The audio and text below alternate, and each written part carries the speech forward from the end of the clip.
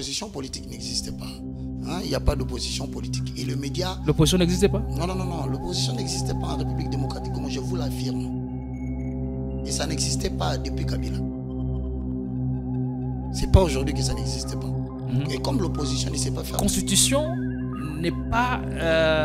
ce ne sont pas les textes écrits, mais la Constitution devait être plutôt l'esprit qui doit caractériser toute une nation. Tout à fait. Ça, c'est le premier point. Et le deuxième point, c'est que dans cet esprit, nous devrions avoir des valeurs. Okay. Par exemple, des valeurs de justice. Tout à fait. Justice et équité. Parce que la Bible dit, la justice élève une nation. nation. Et voilà. Mais à partir du moment où la Constitution, ce ne sont pas les textes, mais l'esprit qui doit nous caractériser, quelle urgence encore y a-t-il de la changer? Je crois que... J'ai dit tout à l'heure que j'étais pour la révision et non le changement. Non, le changement. Parce que il y a des choses qui sont bonnes, qu'on peut garder. Mais il y en a aussi que moi je trouve qui ne sont pas bonnes. Les choses que vous avez évoquées. évoquées. Je commençais par le préambule. Alors arrêtons de nous comporter comme l'Autriche pour mettre la tête dans les sables. C'est une contradiction flagrante. On ne peut pas avoir un pays devant qui on a affirmé l'engagement, c'est Dieu, et en pratique article, voilà, oh, c'est laïque. Non, non, ces choses doivent s'arrêter et l'Église est pour la révision. Et notre premier élément que l'Église veut porter, la nation doit reconnaître que nous sommes chrétiennes.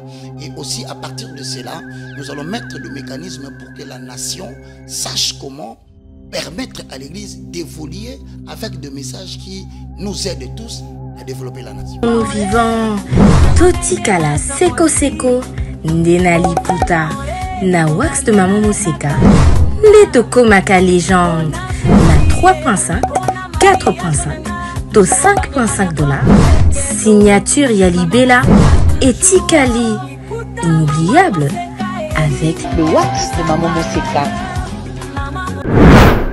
Et comme l'opposition ne sait pas faire le contrepoids du gouvernement en place, les journalistes, les animateurs, les personnalités de médias font maintenant l'opposition à la place de l'opposition. Voilà pourquoi vous verrez qu'il y aura beaucoup d'arrestations. Parce que vous êtes obligés de prendre position. Ils traitent l'information avec partialité et ça fait le buzz, ça fait le fake news. Et voilà pourquoi nous tombons dans des arrestations. Il y a aussi l'avènement des nouvelles des réseaux sociaux, par exemple. Les réseaux sociaux. Ça amplifie aussi cette manière de faire les choses. Et aujourd'hui, ce qui est dangereux pour la République démocratique dans le monde du journalisme, dans le monde de l'animation TV, c'est qu'aujourd'hui, nous avons des journalistes tendance. Voilà, on comprend. Et ça, c'est te dit, c'est la mort du métier. Pourquoi? Parce qu'un journaliste, c'est quelqu'un qui reçoit un invité, propose un sujet. Et si ça fait débat, il prend tous les deux tendances. Mais aujourd'hui, nous avons des journalistes et des animateurs qui sont, quand ils parlent, vous sentez que c'est un ennemi farouche du président Félix. Voilà, la société a référé à tous les niveaux, tout simplement. Et quand ils parlent souvent, le problème, c'est pas seulement au sein de l'Église, voilà. Dans tous les domaines. Il faut se préparer maintenant aux arrestations parce que si ça doit continuer comme ça et que l'opposition ne joue plus son rôle. Alors, je crois que partons du fait que la population congolaise est à 80% chrétienne. Et vous allez remarquer que les grandes religions monothéistes sont au Congo. Vous avez l'islam, qui croit à l'existence d'un seul Dieu. Et vous avez la religion chrétienne, qui croit à l'existence d'un seul Dieu personnel et unique. Et je trouve bizarre qu'aujourd'hui, les politiques qui nous dirigent parlent de la révision ou du changement de la Constitution sans écouter la voix de l'Église. Pour moi, je trouve que ça devient dangereux. D'ailleurs, c'est la raison pour laquelle j'engage ici. Donc dans ce débat, on doit toujours avoir la voix de l'Église. Bien sûr, parce que nous représentons, d'après les sondages, 70% de la population congolaise, elle est chrétienne. Alors comment?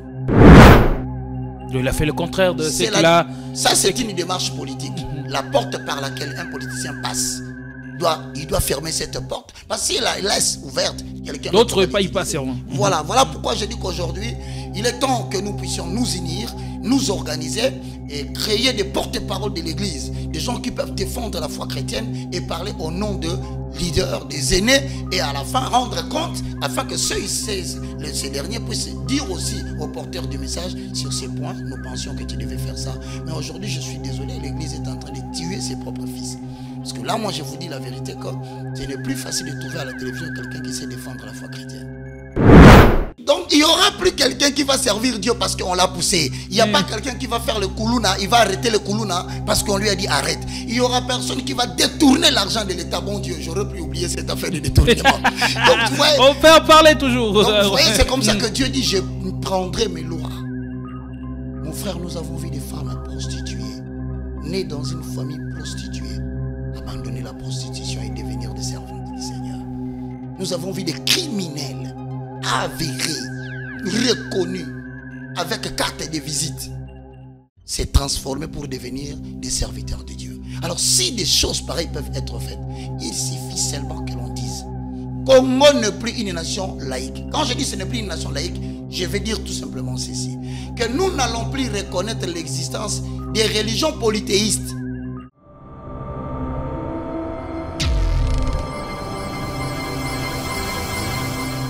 Troubles du système immunitaire, chute de tension, maux de tête, fatigue, perte de poids, frigidité et diarrhée.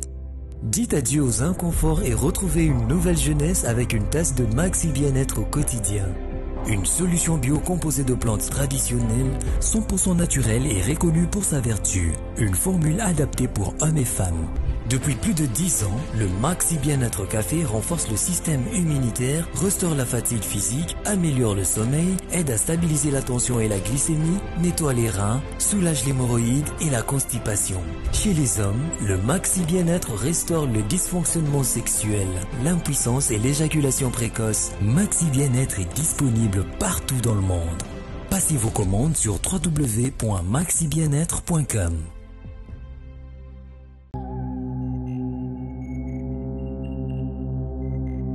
Essayez de nous suivre, nous adopter sans hésiter, car ici nous estimons qu'il y a toujours de quoi se mettre sous la dent, mesdames et messieurs, chers internautes. Merci de nous regarder, merci encore de nous renouveler votre confiance en ces débuts de semaine. La semaine est bien lancée sur Politicon, avec des visages que nous recevons rarement ici. Oui, il est des invités qu'on ne sait pas avoir toutes les semaines à cause de leurs fonctions et les responsabilités. Mais ils ont jugé aujourd'hui défendable de répondre à notre invitation en ce début de semaine. Après l'émission avec Godem Poi en première heure, nous avons le réel plaisir de recevoir un autre personnage, une personnalité publique quasiment. Il a plusieurs casquettes, promoteur de médias, acteur social et culturel, homme d'église, homme de foi et très très proche des politiques. L'émission que nous avions passée avec lui, c'est avait créé une vive polémique que nous sommes décidés de le faire revenir pour comprendre la portée biblique sur la question des révisions ou changements constitutionnels. Qu'en pense l'Église? Quelle est la vision biblique du changement ou de la révision constitutionnelle? Avec lui, on va bien aborder la question en profondeur avec beaucoup de pertinence. Merci de nous rejoindre. Si vous nous regardez pour la première fois, abonnez-vous et affichez la cloche des notifications pour ne rien manquer de nos contenus. Nous vous disons déjà merci parce que cap vers 50 000 abonnés, nous avons franchi la barre des 40 000 abonnés depuis le dimanche dernier. Nous vous en remercions énormément. Nous avons l'insigne honneur de recevoir pour démarrer la semaine l'évangéliste Roger Baka. Merci d'être venu. Merci beaucoup. C'est à moi de vous dire encore une fois merci. Merci pour la chaîne et mes très sincères félicitations pour le grand travail que vous êtes en train d'abattre pour faire avancer la République démocratique du Congo. Merci beaucoup. On vous voit déjà que vous êtes en très très bonne forme, qu'on ne sait plus vous demander quoi que ce soit. Néanmoins, vous pouvez vous épancher un peu. Comment vous allez d'abord? Bon, je bénis l'Éternel. Moi, je suis bien portant, comme j'ai l'habitude de le dire, de la chevelure de ma tête jusqu'à la plante de mes pieds, en passant par mes reins, tout va bien. Pour la simple raison que tel il est dans le ciel, tel nous sommes sur la terre. Bon, comme Jésus dans le ciel, nous n'avons reçu aucune information qu'il souffrirait de l'hémorroïde.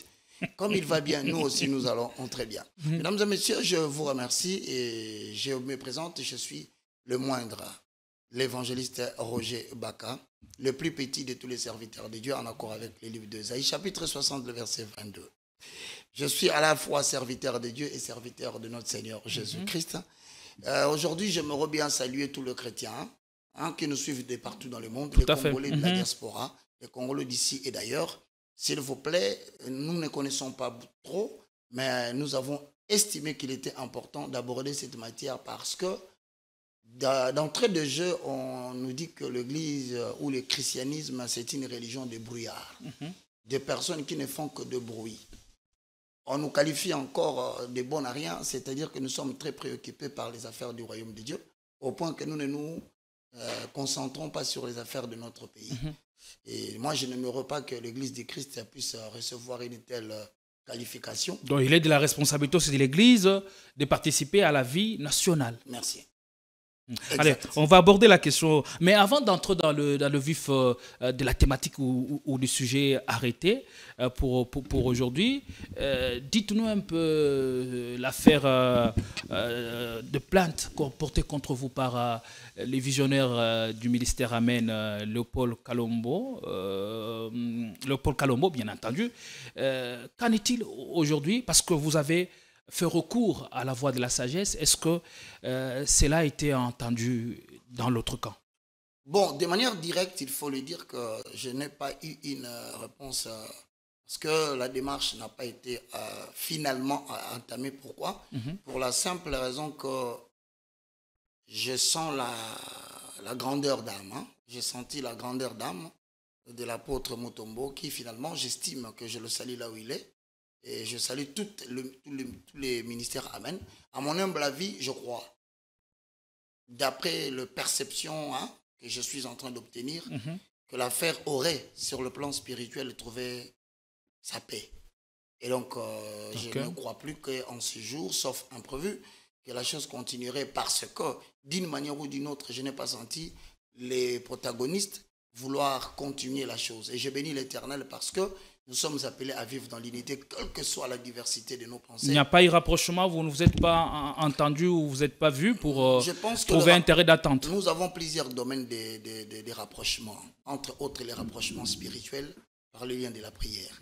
Et donc je pense que par la grâce de Dieu, jusqu'à preuve du contraire, il y a une certaine grandeur d'âme du côté, bien sûr, de l'apôtre que je salue en passant, pour lequel d'ailleurs je suis aujourd'hui là pour défendre la cause de l'Église. Donc je tiens à remercier tous ces mondes qui, d'une manière ou d'une autre, ont intervenu pour qu'on atterrisse en paix. Oui, un atterrissage en douceur, mais vous êtes peut-être vous êtes un peu renseigné pour savoir ce qu'il en est. Et selon vous, qui était derrière cette volonté de vous voir cloué en tôle? Est-ce que c'était l'initiative émanée de lui ou le conseiller autour du visionnaire? Vous savez, nous avons un ennemi commun avec tout le monde, avec tous les hommes de Dieu, les aînés, ainsi que nous, la génération montante. Notre ennemi commun, c'est le diable, qui rôde tout autour de nous, cherchant qui il dévorera. Et il arrive parfois que le diable s'en prenne à certaines personnes qui appartiennent à l'Église pour détruire une autre personne. C'est le cas de Judas Iscariote, qui a vendu pratiquement Jésus, mais qui a eu les remords après parce qu'il a commis un acte qu'il ne croyait pas commettre un jour, et celui-là a coûté la mort physique précoce par la pendaison. Et donc moi je pense qu'aujourd'hui l'Église de Christ est en train d'être divisée pour rien.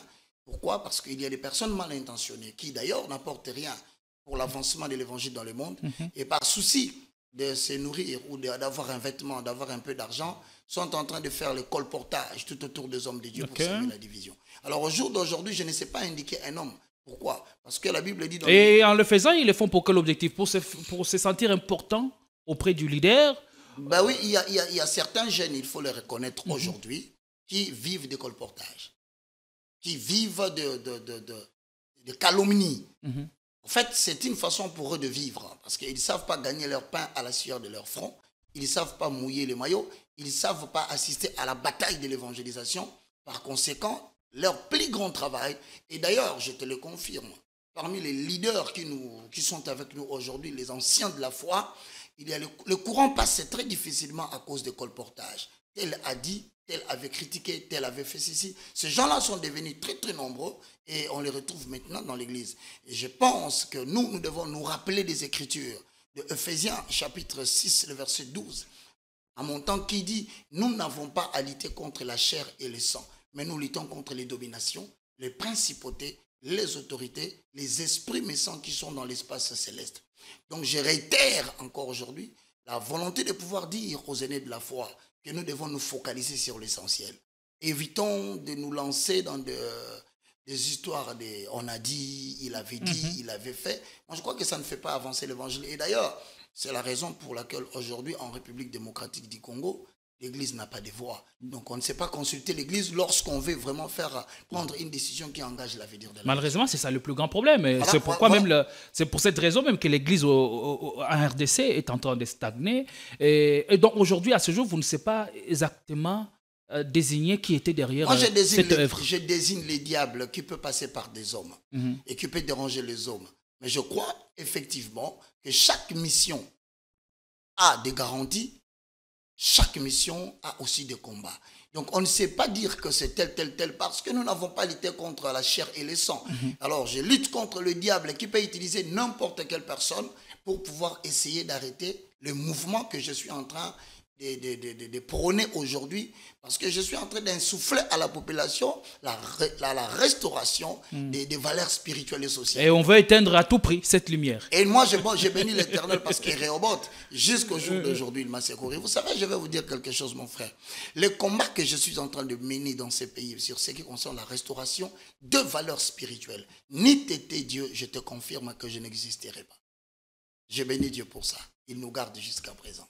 Et là, on imagine tout le combat, toutes les attaques quotidiennes par lesquelles vous passez. Je peux te rassurer que dans cette histoire de la restauration des valeurs spirituelles inversées, j'ai été empoisonné. J'ai souffert pendant 6 mois. Dieu m'a guéri sans prendre un produit contre le poison. Dans cette situation de l'évangile que je prêche pour la restauration des valeurs spirituelles, je te confirme que j'ai eu un attentat d'élimination physique à la maison alors que j'habitais les camps Babylone. C'était vers 23h, 1h matin. J'ai vu des gens venir, cagoulés avec des tenues, des armes. Et ce serait orchestré par qui? Je ne sais le dire, je dis les toujours diables. Les diables. Je continue à accuser les diables. Et donc, à part ça, j'ai eu des fuites, j'ai eu des mandats d'amener non avisés. Mais je bénis le Seigneur. Pourquoi? Parce qu'il a dit dans toutes ces choses, nous sommes plus que vainqueurs par celui qui nous a sauvés. Ah, amen. On a bien introduit l'émission avec ces paroles profondes. Alors, on est rassuré de savoir que la hache des guerres a été enterrée et que la paix règne désormais parmi vous. Alors, on n'a plus besoin de ça. On a besoin de se focaliser sur ce qui est essentiel. Sauver le meuble, prêcher l'évangile et gagner les âmes. Il y a encore beaucoup de gens aujourd'hui qui sont indécis, qui ne savent pas aller à l'église. Alors, il faut les convaincre et leur donner une nouvelle offre. C'est possible. Mais tout en état conscient, en sachant la mission pour laquelle surtout vous êtes appelé. Allez, on va parler du sujet pour lequel on vous a fait venir, la révision constitutionnelle, changement ou révision constitutionnelle, vision biblique, oui ou non, l'Église est-elle favorable? Et avec vous, on va bien en parler, parce que je rappelle ici que l'émission sera aussi pédagogique. Merci. La première question, c'est de savoir qu'est-ce que vous entendez d'abord par la Constitution. Est-ce que la Constitution, elle est aussi biblique, ou la Constitution, c'est les textes auxquels le peuple doit se référer? Merci beaucoup. Vous savez, dans le principe de parcimonie, qui est un grand principe économique, on dit toujours que toute chose restant égale par ailleurs, l'explication la plus simple est toujours la meilleure. La Constitution, ce n'est que l'ensemble des lois. C'est l'ensemble des lois qui dirigent un peuple à un moment donné. Élaborées indépendamment de personnes physiques et morales qui en sont bénéficiaires. Et lorsqu'on parle de la Constitution, la nôtre est écrite. Voilà. Tout comme par le passé, il existait des constitutions non écrites. Exactement. La Constitution coutumière, par exemple. Et à la Constitution coutumière, il y a aussi la Constitution orale. Mais ce ne sera pas la première fois que l'on parle de la Constitution, parce que d'aucuns risquent de s'imaginer que la Constitution est une affaire des États modernes. D'hier moderne. Non, je commence par informer tout le monde qui est à la maison. Et d'ailleurs, c'est la raison pour laquelle je suis venu aujourd'hui. Moi, je crois que partons du fait que la population congolaise est à 80% chrétienne. Et vous allez remarquer que les grandes religions monothéistes sont au Congo. Vous avez l'islam, qui croit à l'existence d'un seul Dieu. Et vous avez la religion chrétienne, qui croient à l'existence d'un seul Dieu personnel et unique. Et je trouve bizarre qu'aujourd'hui, que les politiques qui nous dirigent parlent de la révision ou du changement de la Constitution sans écouter la voix de l'Église. Pour moi, je trouve que ça devient dangereux. D'ailleurs, c'est la raison pour laquelle j'engage ici. Donc dans ce débat, on doit toujours avoir la voix de l'Église. Bien sûr, parce que nous représentons, d'après les sondages, 70% de la population congolaise, elle est chrétienne. Alors comment vous pouvez comprendre qu'un pays où la population représente 70%, mais on va parler de la révision ou du changement de la Constitution? N'oubliez pas, mon frère, que malgré que nous sommes chrétiens, nous sommes citoyens de la République démocratique du Congo. Et à ce juste titre, nous avons le droit et le devoir de participer dans toute décision qui engage l'avenir de la nation. Parce que ce qui engage la nation finira par réguler et réglementer l'Église. Donc aujourd'hui, au nom de tous les serviteurs de Dieu, malgré nos différences, et je salue tous les hommes de Dieu, et je leur demande leur appui, dans la mesure où je ne sais pas aller plus loin dans les réflexions. Je leur dis, arrêtons de nous enfermer sur le 4 murs. Je dis que la Constitution, telle qu'élaborée aujourd'hui, ça a déjà existé dans les temps. Et d'ailleurs, dans la Bible, nous parlons de la Nouvelle Alliance et l'Ancienne Alliance. Lorsque nous vous entendez parler de ces deux concepts, c'est justement l'élaboration de lois qui ont permis à Dieu de régir la façon de vivre d'Israël, de régir la manière dont Israël doit choisir ses prophètes, comment il peut choisir ses sacrificateurs, comment il peut choisir son roi. Donc tout était déjà réglementé. Alors dans ces cadres-là, aujourd'hui, plusieurs chrétiens ne savent pas qu'il y a eu 7 promulgations de l'Alliance. En commençant par Abraham. Mais quand on en arrive à Moïse, Dieu édicte des lois, il dit prends. Parce que Dieu ne connaît pas Israël avant qu'il ne puisse lui donner les lois sur la montagne du Sinaï. Israël était un peuple méconnu de Dieu. Raison pour laquelle lorsque Moïse descend de la montagne, Dieu lui dit, va voir comment ton peuple m'a abandonné. Mais c'est là, l'évangile de Roger Baka, cela étant, il faudrait aussi faire ressortir la notion du rapport de force pour l'Église et l'État. Aujourd'hui, pour que l'Église ait, que sa voix soit prépondérante, il faudrait que l'Église soit bien organisée, bien assise, sérieuse, et que cette Église soit à même de participer, de présider aux destinées du pays. Est-ce que c'est notre cas aujourd'hui? Lorsqu'on voit, lorsqu'il faut scruter tout ce à quoi on assiste, on s'est dit, est-ce que l'Église est à même de relever tous ces défis?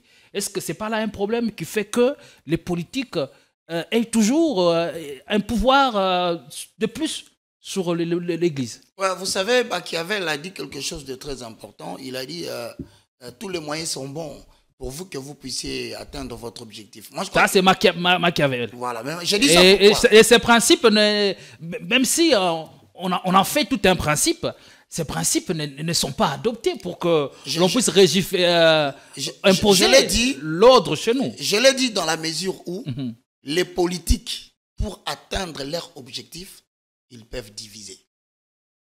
L'Église aujourd'hui est divisée à cause des politiques. Et c'est une joie pour les politiques de voir l'Église divisée. Vous pensez que ceci profite aux politiques? Oui. Et je le confirme et je le réitère. Aujourd'hui, est-ce que vous n'en avez pas pris conscience que nous sommes divisés nous en prenons, à cause de politiques et pour sûr, leurs intérêts, et il nous faut maintenant être ensemble, faire bloc. Surtout, d'ailleurs, le vrai problème aujourd'hui, c'est le problème que tu viens d'évoquer, le problème de l'organisation et de l'unité dans l'Église.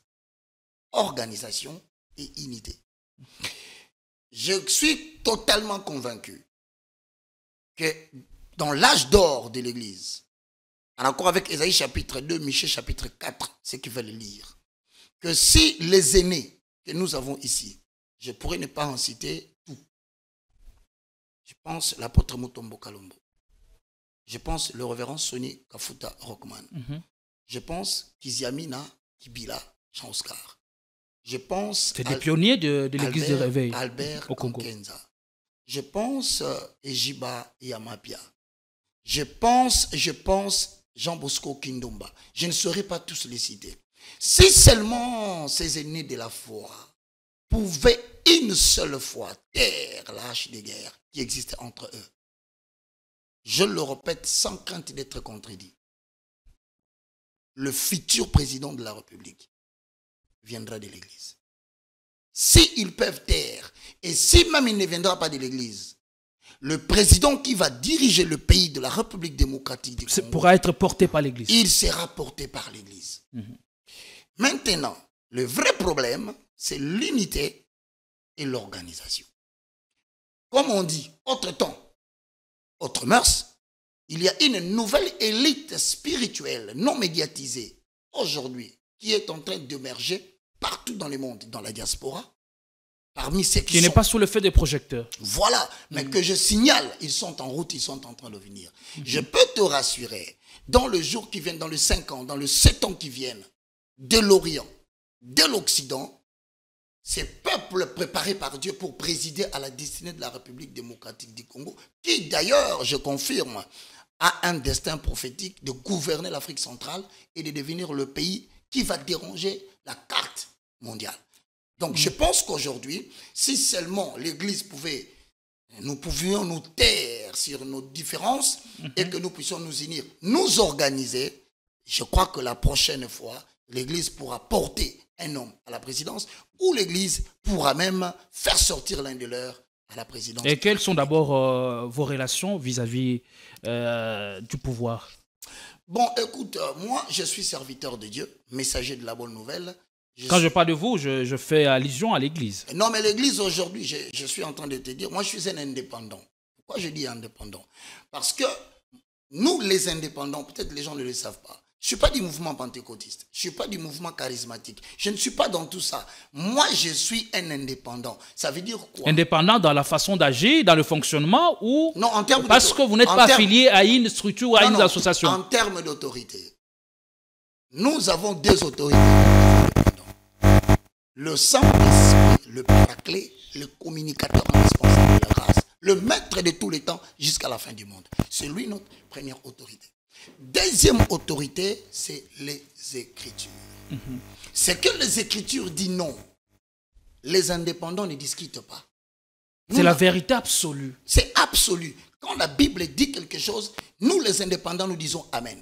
Mais l'église dont tu parles aujourd'hui, je ne parlerai pas de l'église, je dirais peut-être qu'il y a des plateformes qui n'entretiennent pas de bonnes relations avec le pouvoir en place. Et ceci est dû à quoi? Mais c'est dû au fait qu'ils ont manifesté une certaine appartenance à un certain pouvoir qui est passé.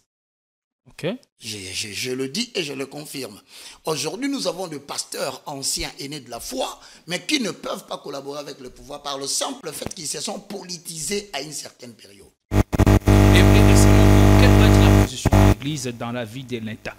En bref, certaines personnes estiment que l'Église devait faire alliance avec les politiques de l'opposition, renverser les institutions établies lorsque le régime en place est en train d'outrager, de faire souffrir la population au lieu de les servir. Je dis quelques-uns estiment que non, l'Église devait faire ce travail.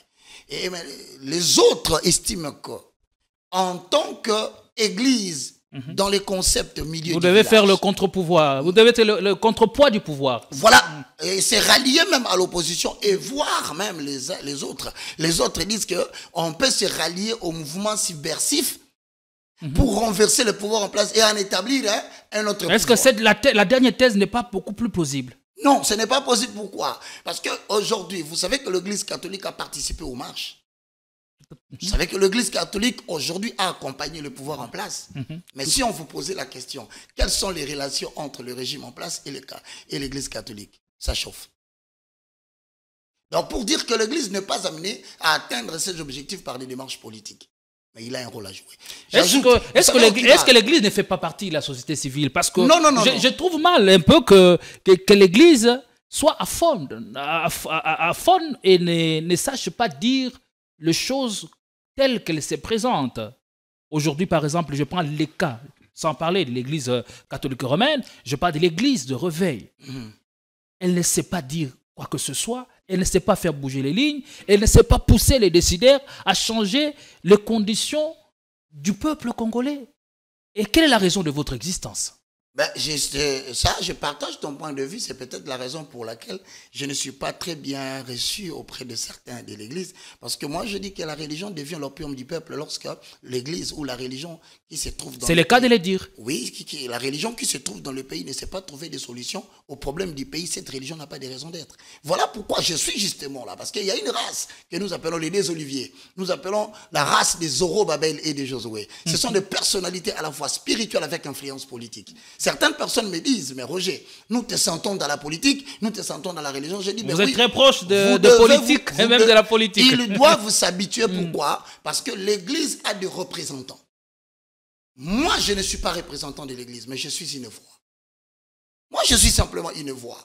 Je ne suis dans aucune plateforme, mais circuler dans la capitale, vous entendez parler de Roger Baka. Et une voix qui résonne dans le désert. Il faut être dans leur plateforme pour faire changer les choses de l'intérieur. Le vrai problème, c'est ça. Nous régir en termes de plateforme, c'est museler l'Église. C'est atténuer la puissance de l'Église. L'Église, c'est l'unité dans la diversité. Et je rentre dans ta question pour te dire, même certains disent que dans l'ancien temps, il y a eu des prophètes comme Nathan qui ont grondé le roi. Il y a des prophètes comme Jean-Baptiste, bien qu'il a fini sa tête sur un plateau, il a dit au roi... Mais qui savait dire non quand même. Justement, certaines personnes estiment qu'aujourd'hui, on pouvait se permettre aussi de dire des choses, des vérités, et s'il faut le faire même... Sans outrager le chef. Bon, sans outrager le chef. Mais écoute, mais lorsque Jean-Baptiste dit, mais Hérode, la femme que tu as, c'est pas ta femme, c'est la femme de ton frère Hérodias. Alors, est-ce qu'il a touché le chef? Non, mais il a fini sa tête sur la table. Mais ça veut dire quoi tout simplement? Mais la Bible ne nous a pas donné tout le récit. De quelle manière il a fait passer le message? C'est ça justement, la forme, le contenu, la manière, l'emballage. Moi aujourd'hui, je pense que nous devrions faire très attention. L'Église commence à virer dans l'insolence, l'arrogance, il se compare aux partis politiques. C'est une erreur. Nous devons élaborer de conférences pour montrer quel est le rôle que l'Église doit jouer dans une société qui se meurt comme la nôtre.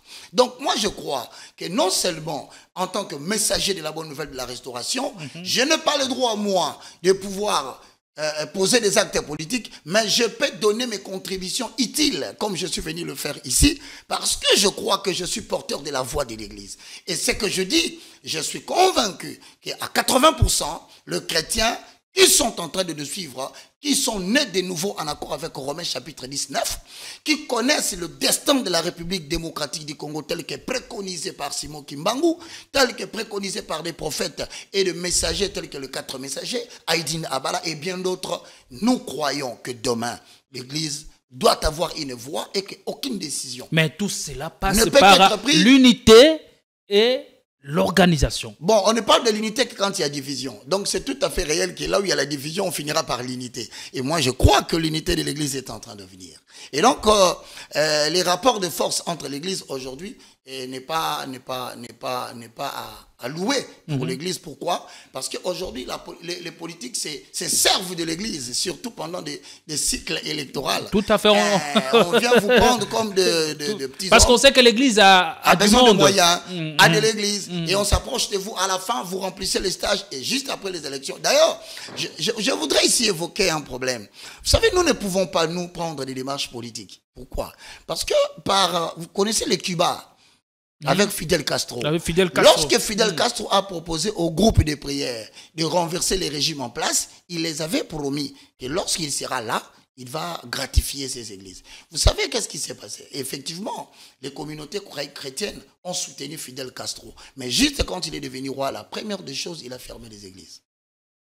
Il a fait le contraire de ce qu'il a... Ça, c'est une démarche politique. La porte par laquelle un politicien passe, il doit fermer cette porte, parce qu'il la laisse ouverte, quelqu'un d'autre pas y passeront. Voilà pourquoi je dis qu'aujourd'hui, il est temps que nous puissions nous unir, nous organiser et créer des porte-paroles de l'Église, des gens qui peuvent défendre la foi chrétienne et parler au nom de leaders, des aînés, et à la fin rendre compte, afin que ces derniers puissent dire aussi aux porteurs du message, sur ces points, nous pensions que tu devais faire ça. Mais aujourd'hui, je suis désolé, l'Église est en train de tuer ses propres fils. Parce que là, moi, je vous dis la vérité que ce n'est plus facile de trouver à la télévision quelqu'un qui sait défendre la foi chrétienne. De moins en moins. Donc, je crois qu'aujourd'hui, il est temps que nous puissions nous unir, nous organiser, afin de donner une voix à l'église. Et dans en ce qui concerne le combat que vous portez, c'est-à-dire d'avoir une voix prépondérante par rapport à ce sujet d'actualité, de révision et changement constitutionnel. Voilà. Et vous parlez que l'Église doit y jouer un rôle ou doit y participer. Vous parlez de quelle Église? Parce que je sache, nous n'avons pas une seule Église. Oui. Et est-ce que c'est possible de trouver un dénominateur commun pour toutes les églises afin d'avoir une voix prépondérante dans ces combats? C'est possible. L'église, du grec ecclésia, veut dire tout simplement l'ensemble des personnes qui sont sorties de quelque part et se dirigent vers quelque part. Donc l'église en soi n'est pas le bâtiment comme plusieurs le croient. Le bâtiment, c'est l'assemblée locale.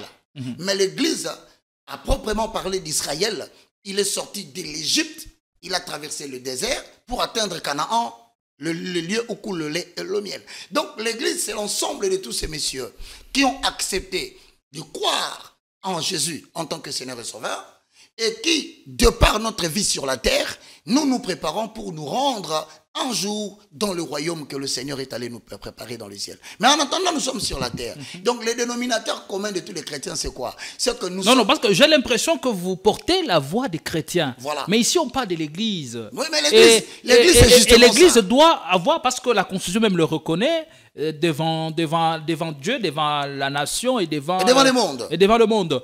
Alors, de quelle église parle-t-on? Je parle de l'église, l'ensemble de toutes les personnes qui habitent la République démocratique du Congo, qui ont accepté, en accord avec Romains 19, je confesse de ma bouche le Seigneur Jésus.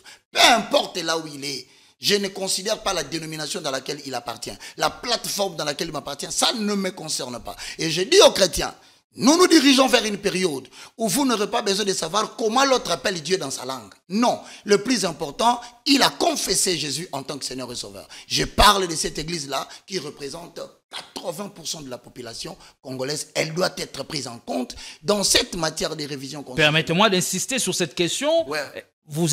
À vous entendre parler, j'ai l'impression comme si vous voulez vous excluez l'église musulmane. Non, je parle de l'église, l'ensemble de toutes les personnes qui ont confessé Jésus dans leur vie. Voilà encore un autre problème qui nous crée les différences. Lorsqu'on dit musulman, on dit chrétien, on dit... Écoutez, je vais vous dire la vérité. Le Seigneur Jésus a dit, je suis le chemin, la vérité et la vie. Nul ne vient au Père que par moi. Mais je crois que dans la tête de certaines personnes, il existerait un Jésus physique jusqu'à aujourd'hui. Non. L'apôtre Paul dit dans 1 Corinthiens chapitre 5, le verset 16. Si nous avons connu Jésus selon la chair, maintenant nous ne le connaissons plus de cette manière.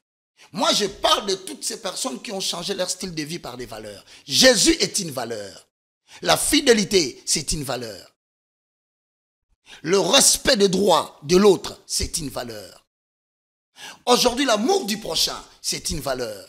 Alors, tous ces gens qui incarnent les valeurs chrétiennes, les valeurs qui peuvent promouvoir Jésus-Christ, vous n'allez pas me dire que chez le musulman, il n'y a pas de... D'ailleurs, ils en font beaucoup plus preuve. Alors, vous savez qu'aujourd'hui, parmi les églises dites de réveil, les actions qu'on appelle... les actions qui peuvent influencer la société n'existent pas. Vous avez moins de gens qui ont des hôpitaux. Allez à l'église catholique, vous avez des gens qui ont des hôpitaux. Nos enfants, nous, le pasteur, nous qui parlons ici à la télévision, ils étudient dans des écoles chrétiennes. Mais quand une religion peut offrir des établissements pour préparer l'avenir de demain, qui est la jeunesse, ces gens sont dans la voie du Seigneur. Alors, je ne veux pas entrer dans le point de doctrine. Là, c'est là où se trouve le problème. Parce que chaque confession religieuse a sa doctrine, a ses fondements qui est défini comme le fait justificatif de leur croyance. Mais sur le point de... Et c'est là que beaucoup d'églises se démarquent. Voilà, c'est là qu'il y a les problèmes. Et donc aujourd'hui, moi je pense qu'il est important que le chrétien, qui qu'il soit, peu importe la religion qu'il va avoir dans sa tête, que ce soit l'église des Noirs, mais est-ce que nous ne pouvons pas parler unité? Quand nous parlons unité, nous parlons de Dieu. Quand nous parlons organisation, nous parlons de Dieu. Quand nous parlons donner une voix aux croyants, nous parlons de Dieu. Alors, ne nous lançons pas dans la doctrine, ne nous lançons pas dans les fondements, sans boycotter tout le monde. Il est temps pour nous de parler la même voix. Pour qu'aujourd'hui, que quand même, l'État se rende compte de manière pratique du poids que représente l'Église. Aujourd'hui, je voudrais vous dire, comme j'ai débuté, Dieu a émis des lois qu'il a données à Moïse. Et vous allez voir que l'Ancien Testament, c'est justement cet ensemble de lois qui a dirigé les enfants d'Israël sous les règnes de Moïse. Ça s'appelle Ancien. Mais vous allez remarquer que chaque traité, d'ailleurs pour ceux qui connaissent l'histoire de la Bible, le livre des Deutéronomes, c'est le traité de l'alliance, de l'ancienne alliance. Parce que chaque alliance doit avoir un élément, un document. Ici, vous avez votre constitution. Quand ils sont allés à Sun City, ils sont revenus, ils ont révisé, ils ont dit des choses. Mais il doit y avoir un livre. C'est ça ce que vous appelez la constitution. Maintenant, dans la foi chrétienne, il y a eu le livre des Deutéronomes. Celui qui maîtrise les livres de Deutéronome maîtrise l'alliance ou la constitution de l'ancienne alliance. Oui, une question de curiosité peut-être, avant d'évoluer. Mais pourquoi on a l'impression que le loi dans l'ancienne alliance ou sous l'ancienne alliance était beaucoup plus respectée que celle de la nouvelle alliance? Oui, mais c'est parce que l'ancienne alliance est établie comme étant une alliance que Dieu a traité avec la nation d'Israël. Je dis bien Dieu, c'est lui l'initiateur de cette alliance. C'est lui, en deux langages. Aujourd'hui, il est l'initiateur de la constitution de l'ancienne alliance. Et c'est lui qui est en train de mettre en place des autorités. Et je vous donne un exemple clair. Lorsque vous voulez être prophète en Israël, lorsque vous prétendez être sacrificateur en Israël, même devenir roi, Dieu avait préalablement établi le ministère prophétique dans le cadre de l'alliance. Il devait y avoir un prophète qui devait prendre de l'huile, qui devait déverser. Voici le mécanisme d'accession au ministère prophétique, au ministère sacerdotal et au ministère royal. Le mécanisme, la procédure. Donc, cela voudrait bien que le prophète puisse te oindre d'huile. L'huile, c'est l'ombre du Saint-Esprit dans l'Ancien Testament. L'onction. L'huile te confère la capacité de répondre à l'appel. Sans l'huile, tu ne feras rien. Voici une constitution. Mais aujourd'hui, on s'est passé de tous ces procédés, de tous ces mécanismes. Tout simplement parce que nous avons changé de régime. Nous étions dans la théocratie. Ok. Aujourd'hui, nous sommes dans la démocratie. Démocratie. Dans la théocratie, Dieu lui-même institue des autorités. Et il a le pouvoir d'envoyer le prophète pour dire au roi qu'il s'est écarté de la ligne éditoriale tracée par l'Éternel. Quand bien même qu'il aurait sa politique propre, il doit savoir quel est le destin d'Israël. Il doit se raligner à cela. Mais aujourd'hui, ce n'est plus l'Église qui établit des autorités. Est-ce que la démocratie, c'est un mode d'accession au pouvoir que vous, Église ou homme de foi, vous considérez à sa juste valeur? Vous savez, la démocratie n'est pas le meilleur régime politique qui existe dans le monde. Le monde est en perpétuelle mutation. La démocratie, c'est peut-être le régime d'après les régimes politiques les moins, avec les effets néfastes les moindres. C'est-à-dire que si on a adopté la démocratie dans ces pays, c'est parce que ce n'est pas le meilleur régime politique. Parce qu'il y a des pays qui sont sous la tyrannie, il y a des pays qui sont sous la dictature, mais qui se développent mieux que les pays qui sont dans les régimes démocratiques. Bon, moi, je pense qu'aujourd'hui... Et d'ailleurs, généralement, les pays où la démocratie sévit au quotidien connaissent plusieurs problèmes. Le problème de la démocratie, tout ordre. Le problème de la démocratie, c'est que c'est un système qui nous a été apporté par les Blancs. C'est hérocentrique. Ce sont les Blancs qui nous ont apporté ces régimes. Mais posez-vous la question, est-ce que la démocratie, depuis qu'on a commencé, vers les années 1980, 1970, nous montons, nous venons, est-ce que nous avons obtenu le résultat que nous avions voulu? C'est ça la problématique. Les gens doivent être à mesure aujourd'hui de se poser la question, est-ce qu'avec nos réalités sociétales, avec nos coutumes et lois, est-ce que la démocratie répond vraiment aux problèmes du souci du développement de la nation? La réponse est donc non. Voilà pourquoi aujourd'hui, je vous l'ai dit, je vous ai dit que la constitution de l'Ancien Testament est appelée le ministère prophétique dans le cadre de l'Alliance. Donc Moïse est venu avec des lois. Mais ces lois-là n'ont pas pu amener le peuple à la perfection. Okay. C'est la problématique que nous avons aujourd'hui. Est-ce que la constitution congolaise, telle qu'élaborée, avec subjectivité et subjectivation, peut-elle nous amener à la perfection? Il faut se poser cette question. Mais alors aujourd'hui, les pasteurs ont peur. Les serviteurs de Dieu ont peur d'aborder cette matière parce que certains diraient qu'ils craignent l'arrestation. Mais moi, je suis en train de vous confirmer que tant que l'Église ne jouera pas son rôle ici en République démocratique du Congo, Congo ne va pas décoller. Je répète. Dans la constitution, mon très cher frère, de l'Ancien Testament, il y a eu un Nouveau Testament qui est arrivé. On appelle Nouvelle Alliance. Il fallait modifier, il fallait reviser l'ancienne alliance. C'est comme ça que Jérémie chapitre 31, le verset 31 dit ceci vers le verset 32. Il dit, l'heure vient, le prophète écrit, je vais traiter avec la maison d'Israël une nouvelle alliance. Et aujourd'hui, on dira que l'heure peut venir dans la suite des temps où les Congolais seront dotés d'une nouvelle constitution. Mais maintenant, quels sont les éléments que nous voulons placer dedans? Qu'est-ce que nous voulons changer?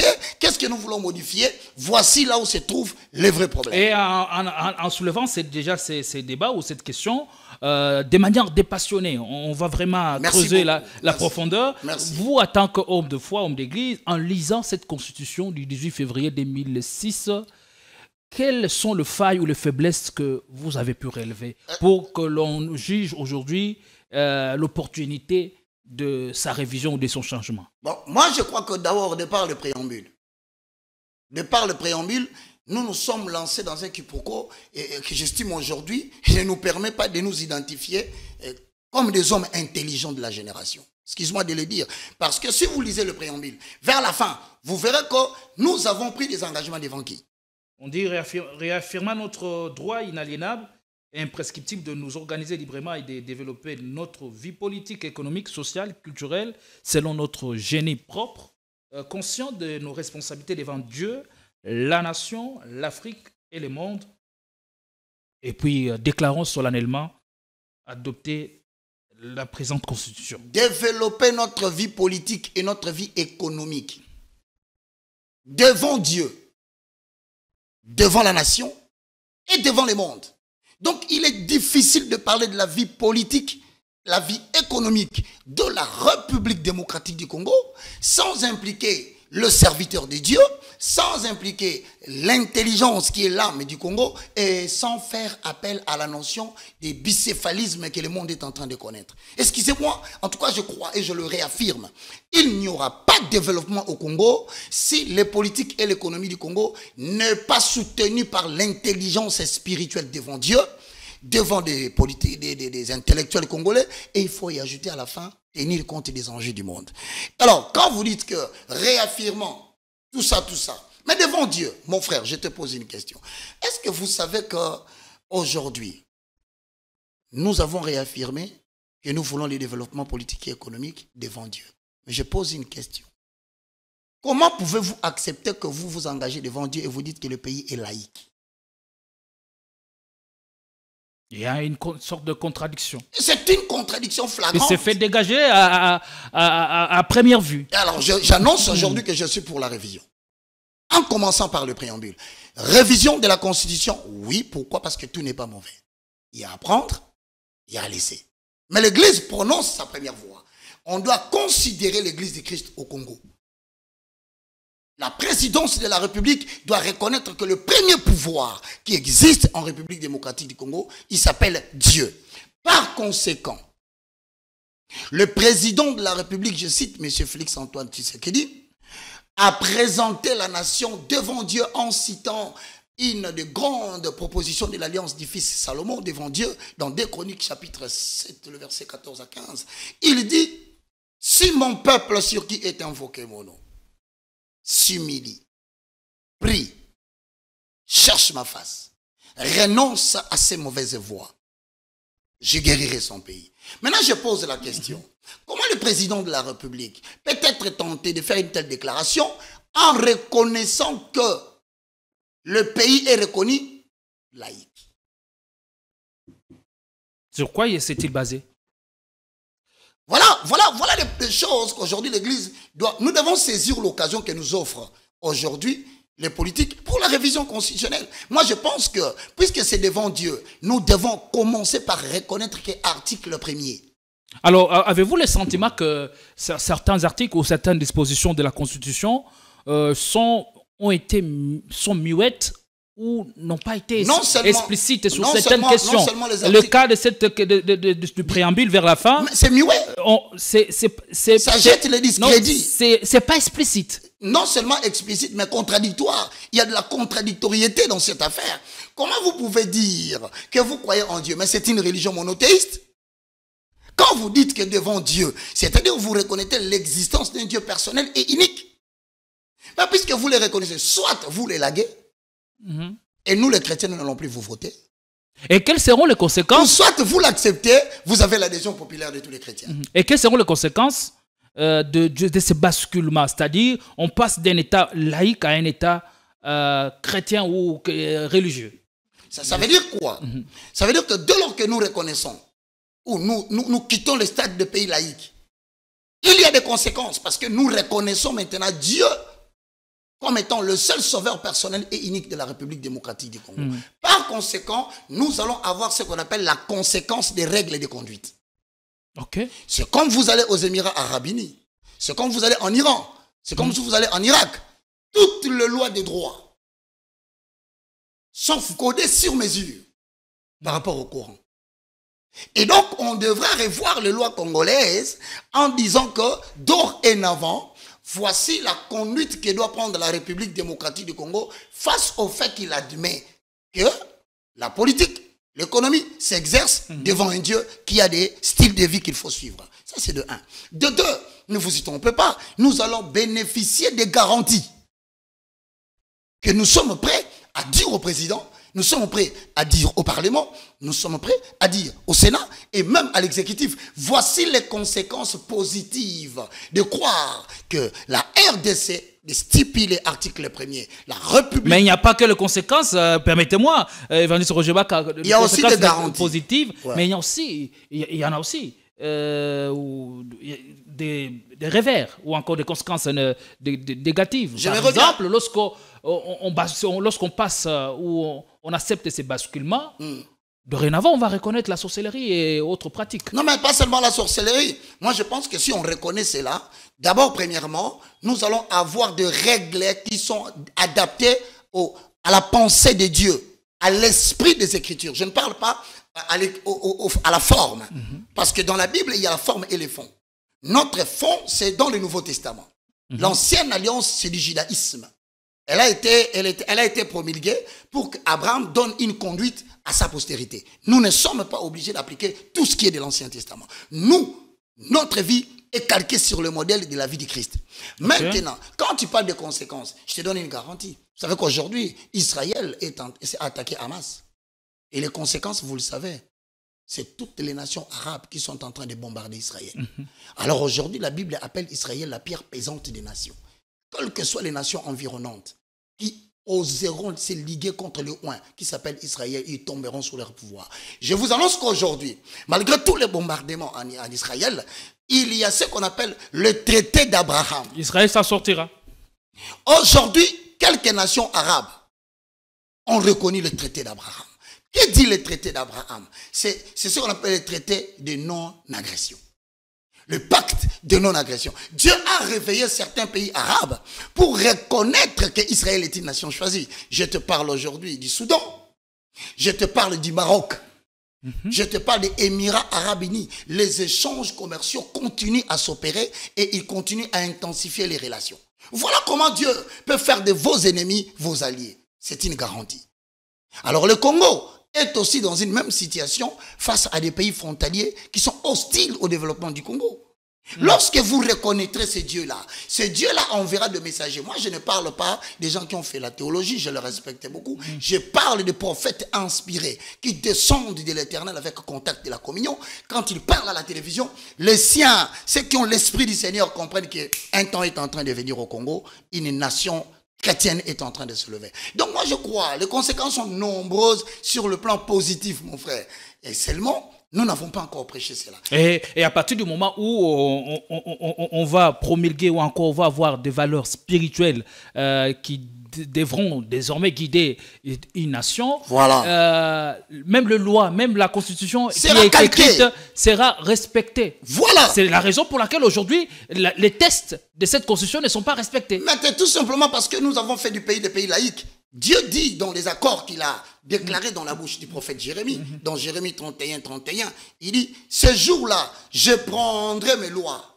Je les écrirai dans votre cœur. C'est pour dire que que l'obéissance va devenir normale. Ce n'est pas quelque chose de forcé. Ce n'est pas une soumission, mais c'est un mode de vie. Donc, il n'y aura plus quelqu'un qui va servir Dieu parce qu'on l'a poussé. Il n'y a pas quelqu'un qui va faire le koulouna, il va arrêter le koulouna parce qu'on lui a dit arrête. Il n'y aura personne qui va détourner l'argent de l'État. Bon Dieu, j'aurais pu oublier cette affaire de détournement.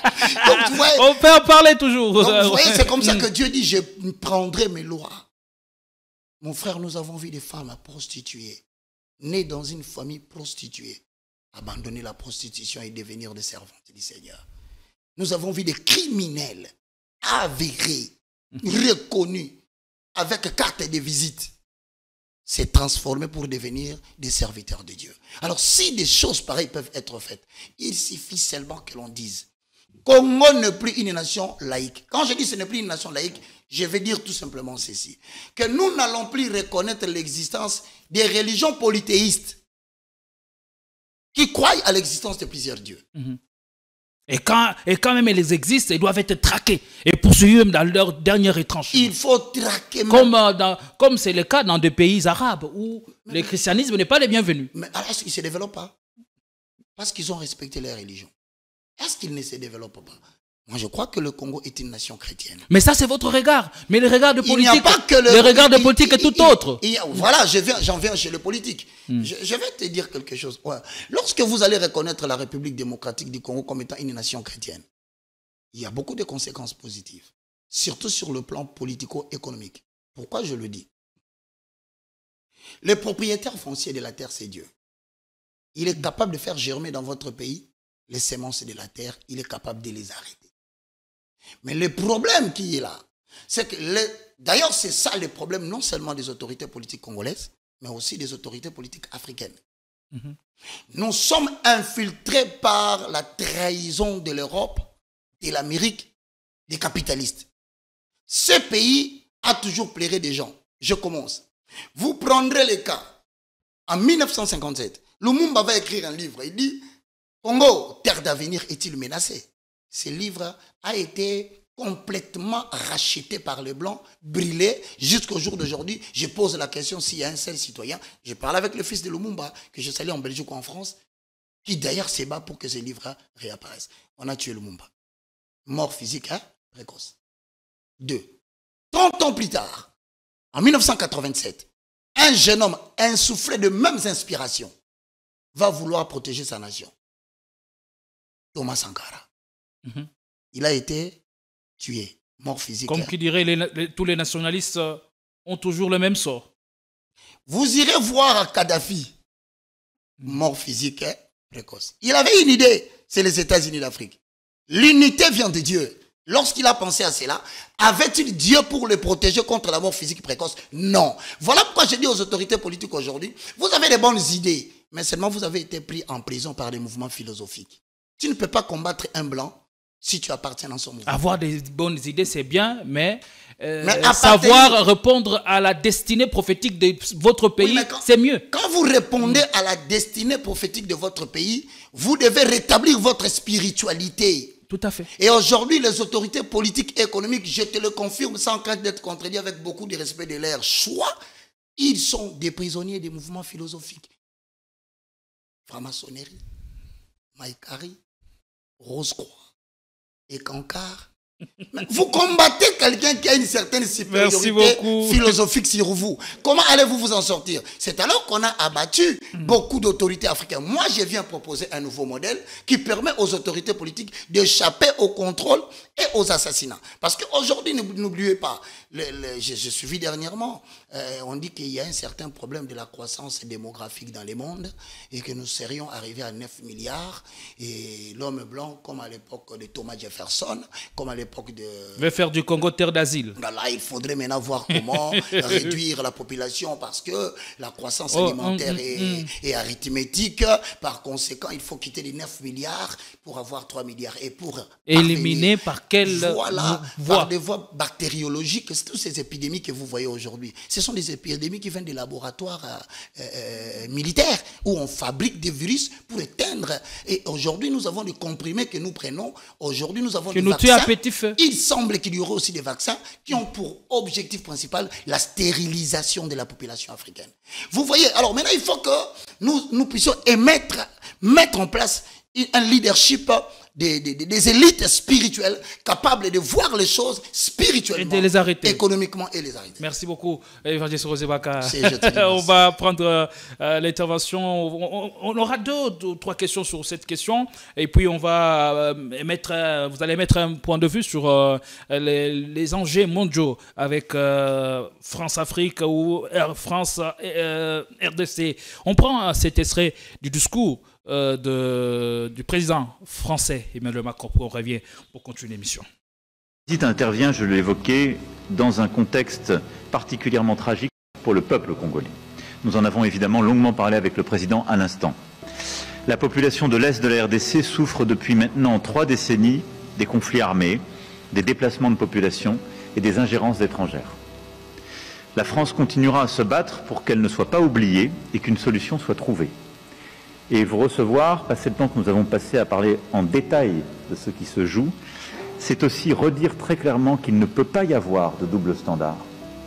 Et que nous qui défendons l'intégrité territoriale en Europe, nous la défendons aussi sur le continent africain. Dans ce contexte particulièrement douloureux, je veux évidemment réexprimer notre solidarité avec le peuple congolais et rappeler ici la position de la France. D'abord, la France ne transigera jamais sur l'intégrité territoriale et la souveraineté de la RDC. Ensuite, nous n'avons aucune difficulté à pointer les responsabilités. Je vais le dire avec la plus grande clarté possible, la France condamne fermement l'action de tous les groupes armés, et particulièrement l'offensive du M23, qui doit cesser les combats et se retirer de l'ensemble des territoires qu'il occupe. Tous les groupes armés, je dis bien tous, doivent être désarmés progressivement, démobilisés. Et c'est un recours plein et entier à votre souveraineté qui doit s'en suivre. Le Rwanda, je l'ai redit au président Kagame dans un échange récent, doit cesser son soutien au M23 et retirer ses forces du territoire congolais. Je lui ai redit et je le rappellerai dans les prochains jours. Et l'urgence est à la désescalade.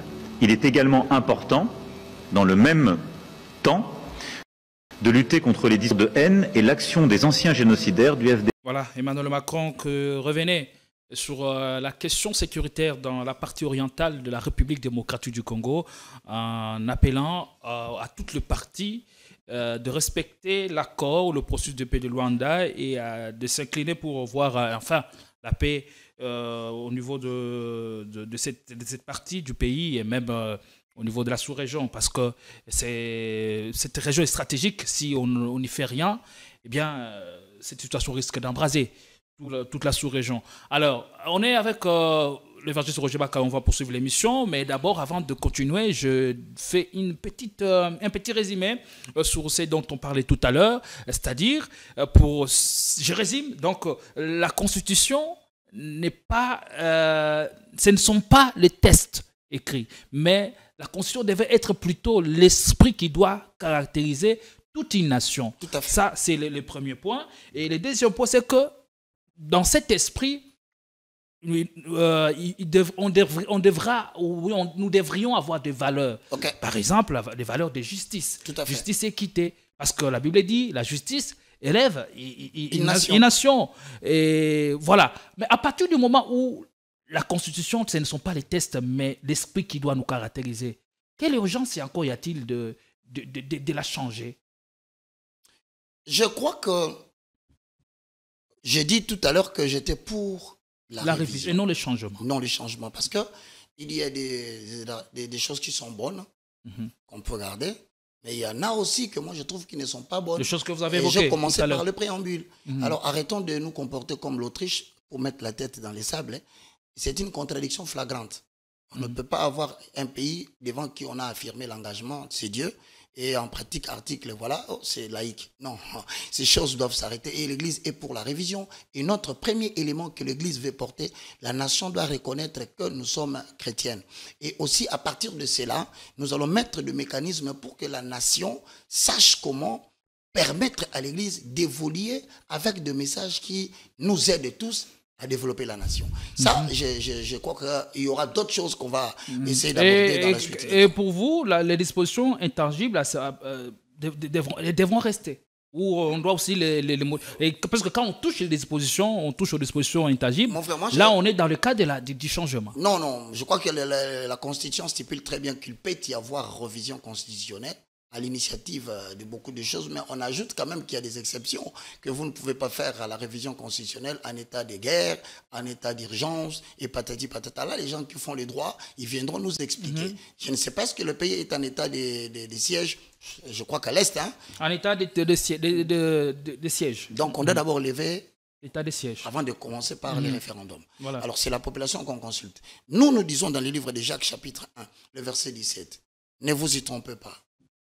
Car tout don parfait et toute grâce excellente descend de l'Éternel d'en haut des lumières, en qui il n'y a ni changement, ni ombre de variation. Il n'y a que Dieu qui ne peut pas connaître les changements, il n'y a que Dieu qui ne peut pas connaître les variations. Toute œuvre réalisée par les hommes est perfectible.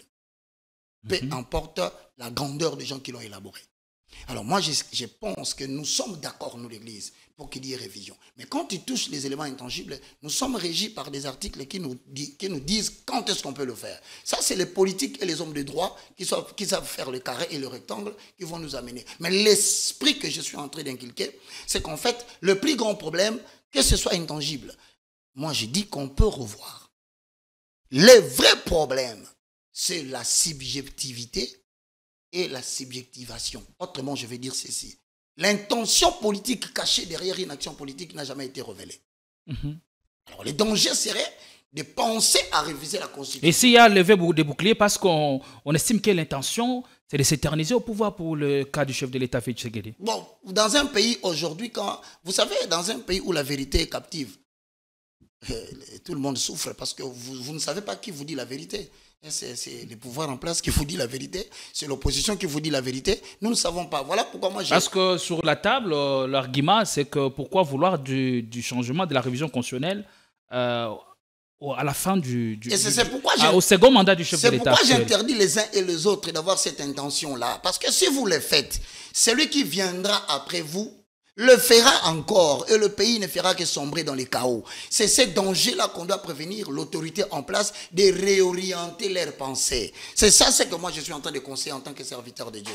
Parce que si c'est vraiment augmenter le mandat des chefs de l'État, dans un point, je pourrais vous dire que moi non plus, je ne suis pas d'accord avec le 5 ans. Mais je ne le dis pas pour que le président soit là. Vous êtes d'accord pour 10 ans? Je vous donne un exemple, que les gens me comprennent très bien. Lorsque on est en possession du pouvoir, la première année, c'est une année d'essai, d'observation. Vous tâtez le terrain. Plusieurs ne savent pas ce qu'ils doivent faire. Peu importe le pays dans lequel vous vous retrouvez. Sauf dans le pays où les gens sont préparés avec une idéologie politique économique. Mais quand le législateur donne 5 ans, il sait que tout doit se faire dans les 5 ans. Oui, mais et non au-delà. C'est par rapport. Vous devez avoir les compétences requises pour relever les défis. Si vous n'êtes pas appelé à respecter cette constitution, les délais, eh bien, votre place n'est pas à la présidence. Lorsque le législateur avait établi la constitution, il n'avait pas donné de quotas aux partis politiques. Aujourd'hui, vous avez des quotas. Telle fonction, tel ministère revient à tel. Tel ministère revient à tel parti. L'opposition aura tel parti. Le législateur, lui, n'avait pas vu ça. Mais pourtant, c'est ce que vous faites aujourd'hui. Mais ce n'est pas une raison pour prendre autant de temps sur des questions, sur une question comme celle-là. Vous savez, mon frère, hein, the right man in the right place n'existe plus au Congo. On donne par rapport au quota. Mais justement, la notion de la compétence a été détruite à cause de la politisation de l'administration. Vous allez prendre un politicien pour le mettre, par exemple, directeur de la DGRAD. Je ne dis pas que le directeur est incompétent, mais je donne un exemple. À la fonction publique. Mais la personne que vous mettez là, a-t-il des capacités avérées? Puisque vous avez respecté le quota. Et la notion de la compétence, où l'aviez-vous mis? Encore une fois, nous devons revoir cette constitution. Pourquoi?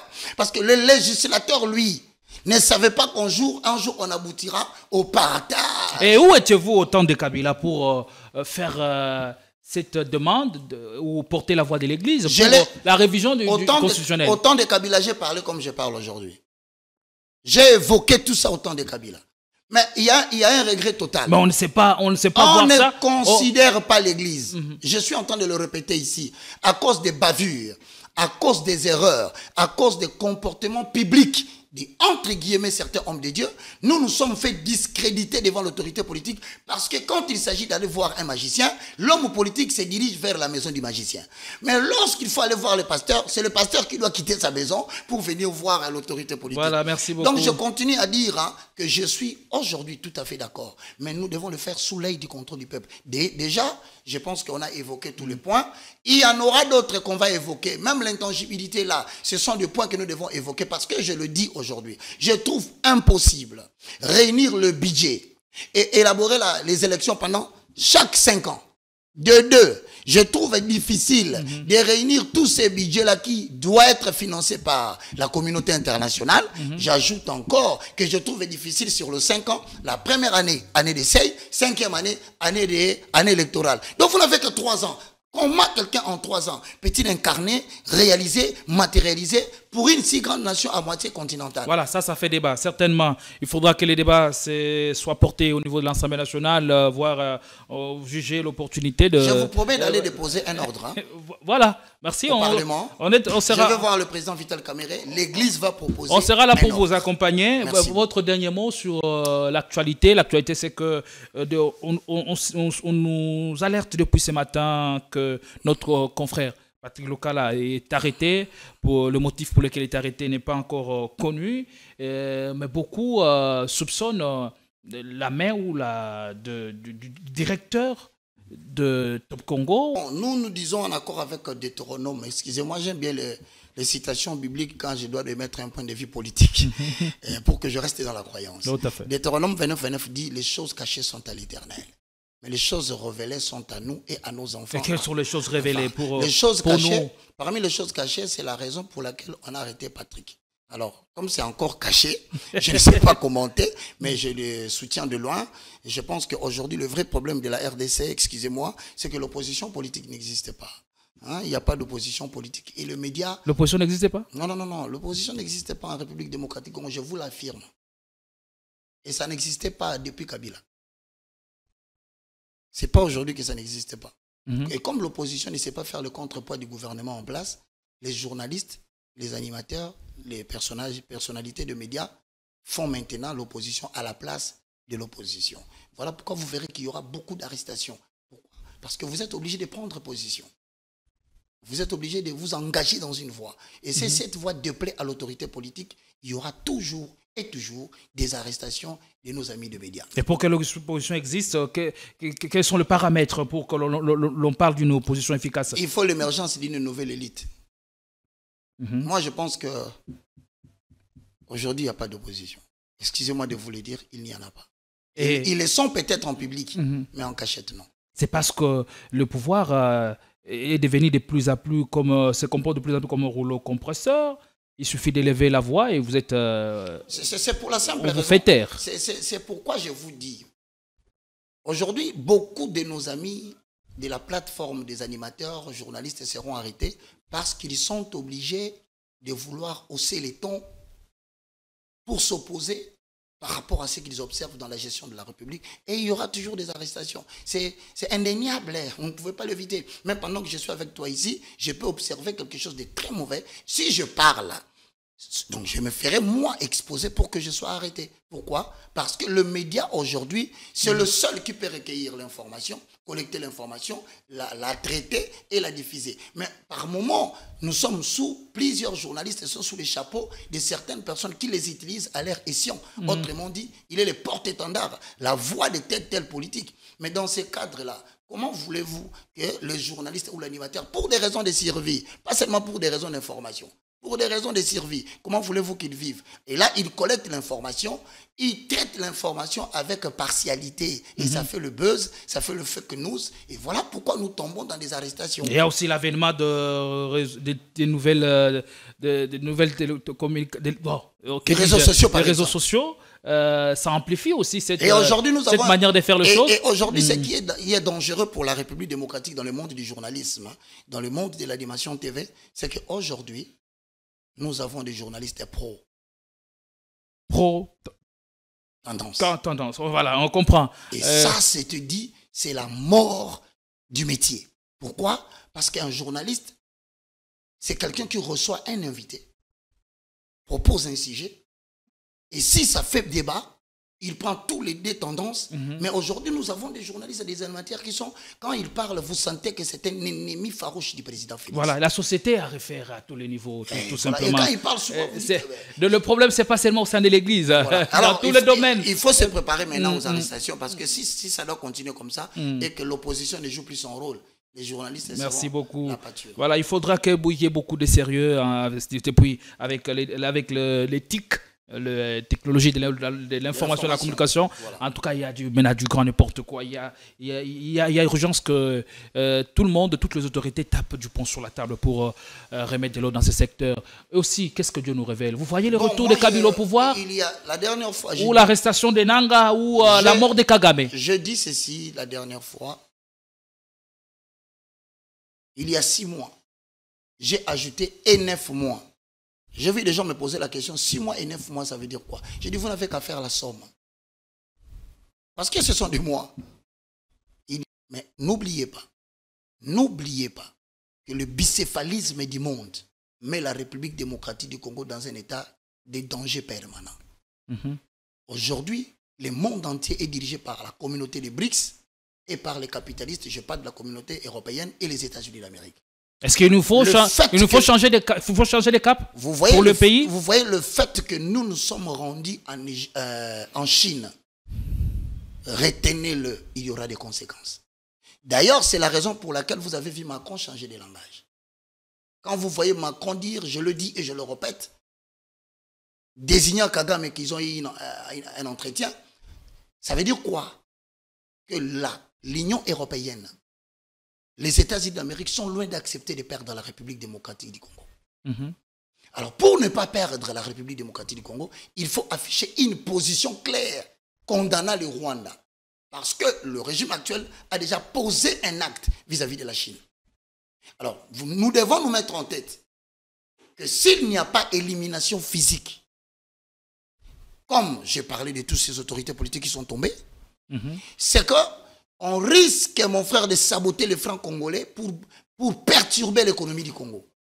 Cela s'est déjà fait dans le passé. Vous voyez l'inflation monétaire qui galope ici. Vous devez savoir que la guerre n'est pas seulement militaire. On risque de frapper les billets des francs congolais à l'extérieur, les infiltrer par les entrées du Congo, créer dans le marché l'abondance du franc congolais et faire perdre la valeur de la monnaie et provoquer ainsi une chute économique, pousser les peuples à la rébellion. Nous devons ouvrir les yeux et les bons dans tous les domaines. Parce que je vois les gens acclamer. Nous sommes allés en Chine.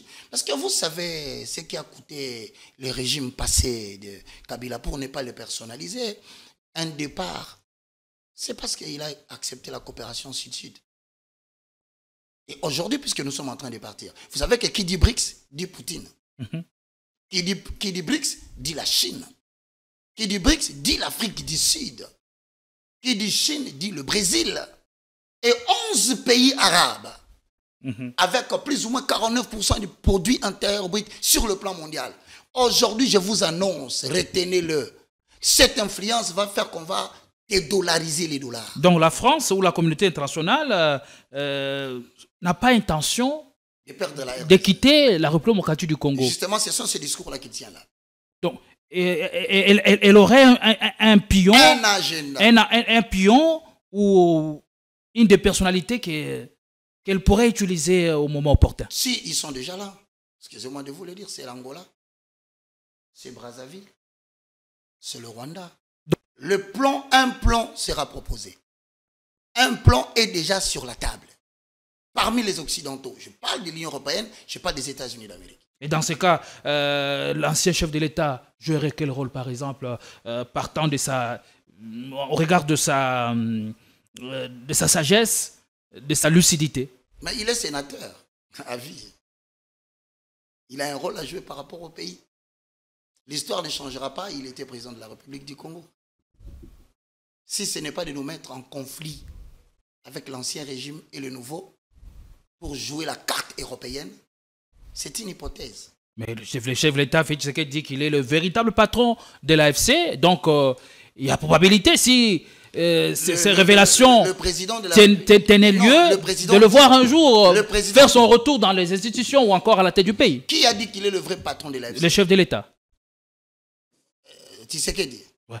Il est le chef de l'AFC. Que Kabila est le véritable patron de l'AFC. Il est le mieux informé dans le pays. C'est la personne la mieux informée dans le pays. Et il n'a pas dit ça pour à coup de tête. Alors, a-t-on peur de l'arrêter? Non, moi je crois qu'aujourd'hui, le conflit congolo-congolaise, le conflit Congo-Rwanda, le conflit en Afrique est alimenté par les Occidentaux. Nous devons aborder la notion devant Dieu, devant la nation et devant le monde. Là, vous nous faites revenir au sujet. Merci beaucoup, évangéliste. Nous devons parler africanité. Africanité. Quel est l'intérêt de l'Afrique? Si on pouvait, nous, aujourd'hui, s'entendre avec le Rwanda, que perdrait l'Europe? C'est une question qu'il faudrait poser. L'Europe perdrait tout. À l'époque de la transformation énergétique, à l'époque de piles, à l'époque de batteries de téléphone, à l'époque de tout. Merci il faut que nous puissions nous asseoir. Donc je termine. Je remercie tous les chrétiens. Il ne s'agit pas d'insulter quelqu'un ici. Il ne s'agit pas de commenter inutilement. S'il vous plaît, quittons ces stades en arrivant au point où... Proposons. Je suis d'accord ou pas d'accord. Merci beaucoup. Merci beaucoup, évangéliste Roger Baka. C'est un réel plaisir de vous avoir pour démarrer la semaine. Merci d'être venu malgré vos multiples occupations. J'ai dit, il y a des invités qu'on ne sait pas avoir toutes les semaines et vous en faites partie. À toutes et à tous, merci de nous avoir suivis. Nous vous retrouvons pour d'autres émissions avec la même dose de plaisir. Portez-vous bien. À tout à l'heure, mesdames. À tout à l'heure, messieurs. Troubles du système immunitaire, chute de tension, maux de tête, fatigue, perte de poids, frigidité et diarrhée. Dites adieu aux inconforts et retrouvez une nouvelle jeunesse avec une tasse de Maxi Bien-être au quotidien. Une solution bio composée de plantes traditionnelles, 100% naturelle et reconnue pour sa vertu. Une formule adaptée pour hommes et femmes. Depuis plus de 10 ans, le Maxi Bien-être Café renforce le système immunitaire, restaure la fatigue physique, améliore le sommeil, aide à stabiliser la tension et la glycémie, nettoie les reins, soulage l'hémorroïde et la constipation. Chez les hommes, le Maxi Bien-être restaure le dysfonctionnement sexuel, l'impuissance et l'éjaculation précoce. Maxi Bien-être est disponible partout dans le monde. Passez vos commandes sur www.maxibienêtre.com. Merci Banakin, Bana monde entier. Maxi Bien-être. Sougala café, logo na mêlé logo mais le logo est amabé. Il y a bien pour na panne technique mais ko sale la on ndenga mabete sale la ngo pona mama. A célibataire to lingi bino ate. So maka boma mukolo bala. Pourtant mzo ba produire ngo soute. Maxi Bien-être yango yo. Lukango benga ndekonanga alendele ye mutu ayebi esika ko fournir yo autant que tu veux $35 ezebele na kati sobo melika moko de joga bien be moroïde banini tout ça bilialia vanda musala banini et réparer yo système ya break et réparer yo pe fonctionnement ya break de break donc et pe son fonctionnement ya bien. Comme les Congolais toujours gagné ma match. Ils ont défaite, pas de technique en plein match, c'est pas bon. Ils ont là et locaux. Là, c'est éviter de dire, surtout les pasteurs, ils ont mela, boyawa, bobenga pena alendele, un numéro naé pour bobenga pour bozer locaux. C'est important. Traitement poison, anti-poison, yango ne ba mususu mela avant, kende obima, o mela melango. Ça a des jours, à tabater le loco. Moi, cuire mon corps, c'est bon. Oyopé, anti-poisson. Donc, ce qu'on attend, ils ont la carte. Et l'on l'a. À l'un des Mikolo somme. N'habiter Mindela, on va payer bilogo. Pour bilogo, on va des solo. Mikolo, va tirer à poisson à toi, famille, à tous les problèmes, na mutute, jalousie, car. Donc, va produire en wana, il y a anti-poison. Oyopé, anti-poison. Donc, benga à l'un des à partir naïe, à Ibneni, ou à Ozwango. Nous avons pambola bino mi batte la mboke comme biété batwa comme na jalousie oyo tozo comprendre de souté bana mike bazo kufa mikolo bazo kufa ba otana bana bébé ba poisson donc toujours zala nanti na ndenga na nga ndako c'est bon que Dieu vous bénisse.